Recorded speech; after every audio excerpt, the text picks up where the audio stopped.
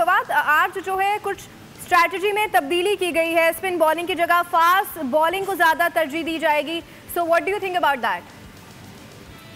देखिए, मेरे ख्याल से आपने पहला मैच खेला था तो उसके बाद आपको अंदाज़ा हो गया कि आप क्या क्या कमी है। तो इस बार बेहतर स्ट्रैटेजी, बेहतर प्लानिंग के साथ आ रहे हैं। बट एक चीज़ का मुझे दुख है as a cricket fan, as a cricket analyst, और वो स्पोर्ट्स में उसकी बहुत ज़्यादा इम्पोर्टेंस है। स्पोर्ट्समैन स्पिरिट की बात हम करते हैं।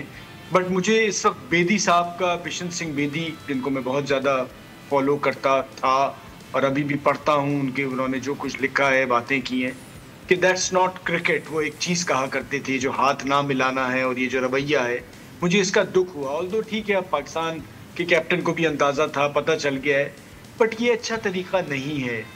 अफसोस होता है इस किस्म का रवैया। एंड प्लेयर्स इतने ज़्यादा कमज़ोर हो गए हैं सियासतदानों के हाथों, स्पेशली इंडिया की साइड पे बात करूं या इंडियन मीडिया के प्रेशर की वजह या सोशल मीडिया के प्रेशर की वजह से, कि वो एक तरफ तो ओमान के कराची से ताल्लुक़ रखने वाले प्लेयर से गले भी मिल रहे हैं, बात भी कर रहे हैं, पाकिस्तानी फैन से वीडियो भी बना रहे हैं।